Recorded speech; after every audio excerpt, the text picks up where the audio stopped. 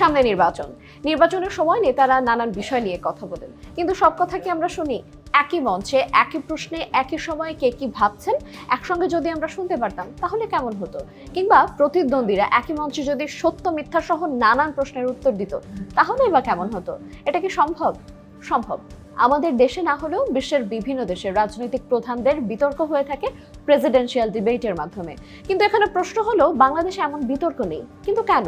আর থাকা কি জরুরি কিনা সে বিষয়ে বিস্তারিত জানাবো আজ। সঙ্গে আছি আরিনা আয়াত। প্রেসিডেন্সিয়াল ডিবেট কি? প্রেসিডেন্সিয়াল ডিবেট বলতে বোঝায় দুই বা একাধিক প্রেসিডেন্ট প্রার্থীর মধ্যে সরাসরি মুখোমুখি বিতর্ক। একই মঞ্চে জনগণের সামনে প্রশ্নোত্তরের মাধ্যমে তারা তুলে ধরেন নিজেদের পরিকল্পনা, নীতি ও দৃষ্টিভঙ্গি। এর মূল উদ্দেশ্য একটাই, ভোটারকে সচেতন সিদ্ধান্ত নিতে সাহায্য করা। এই ডিবেট সবচেয়ে জনপ্রিয় যুক্তরাষ্ট্রে, সেখানে এটি নির্বাচনের অবিচ্ছেদ্য অংশ। 2024 সালের সেপ্টেম্বরে ফিলাডেলফিয়া অনুষ্ঠিত প্রেসিডেন্সিয়াল ডিবেটে মুখোমুখি হতে দেখা যায় সাবেক ভাইস প্রেসিডেন্ট কামালা হ্যারিস ও প্রেসিডেন্ট ডোনাল্ড ট্রাম্প। এই বিতর্ক দেশ জুড়ে ব্যাপক আলোচনার জন্ম দেয়। যুক্তরাষ্ট্র ছাড়া কোন কোন দেশে প্রেসিডেন্সিয়াল ডিবেট হয়?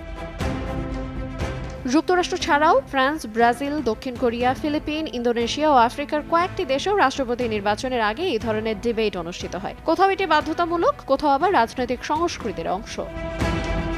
টেলিভিশনে প্রথম প্রেসিডেন্ট বিতর্ক দেখা যায় 1960 সালে জন এফ কেনেডি ও রিচার্ড নিক্সনের মুখোমুখি আলোচনার মাধ্যমে। এরপর থেকে নিয়মিত বিরতিতে এই ডিবেট গণতান্ত্রিক চর্চার অংশ হয়ে ওঠে। আর এই ডিবেট রাজনৈতিক ইতিহাসে গুরুত্বপূর্ণ, কারণ এটি ছিল প্রথম টিভি নির্ভর নির্বাচন বিতর্ক। কেনেডির আত্মবিশ্বাসী উপস্থিতি জনমতকে প্রভাবিত করে। রাজনীতিতে গণমাধ্যমের শক্তিশালী ভূমিকাও প্রতিষ্ঠিত হয়।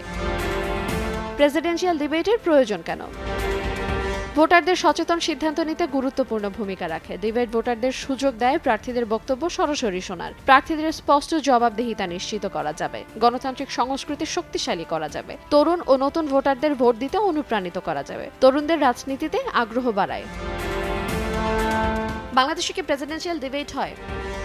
এক কথায় না, কারণ বাংলাদেশে প্রেসিডেন্সিয়াল নয়, পার্লামেন্টারি ব্যবস্থা চালু, যেখানে জনগণের প্রত্যক্ষ ভোটের মাধ্যমে সংসদ সদস্যরা নির্বাচিত হন। পরে সংখ্যাগরিষ্ঠ দলের প্রধানকে মনোনীত করা হয় প্রধানমন্ত্রী হিসেবে। দলীয় প্রধানরা আলাদা আলাদা প্রচারণা চালালেও একই মঞ্চে বিতর্কের নজির নেই।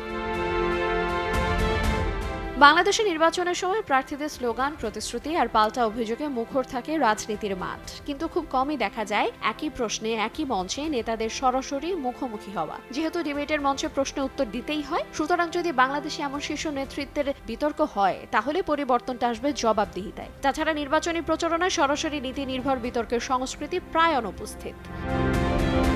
বাংলাদেশের প্রেসিডেন্সিয়াল ডিবেট হলে জনগণের কি উপকার হবে? নির্বাচনের প্রতিশ্রুতি যাচাই করা সহজ হবে। জনগণ প্রার্থীদের বাস্তবসম্মত পরিকল্পনা সম্পর্কে জানতে পারবে। রাজনৈতিক সহিংসতা কমার সম্ভাবনা বাড়বে। গণমাধ্যমের মান উন্নয়ন হবে। দীর্ঘমেয়াদী গণতান্ত্রিক লাভ হবে। তবে বাংলাদেশে এই ডিবেট কি হওয়া উচিত? বাংলাদেশের রাজনৈতিক বক্তব্যের অভাব নেই, অভাব আছে রাজনৈতিক বিতর্কের। আর এমন একটি রাজনৈতিক ডিবেট কিংবা বিতর্ক হলে পরিবর্তন আসবে জবাবদিহিতায়। এতে রাজনীতি হবে নীতি নির্ভর, আর ভোটার হবে আরো সচেতন ও ক্ষমতাবান। তাই বলাই যায় বাংলাদেশে এমন বিতর্ক হওয়া উচিত। তখন ভোট আবেগ নয়, তথ্য ও তুলনার ভিত্তিতে সিদ্ধান্ত নেওয়া যাবে।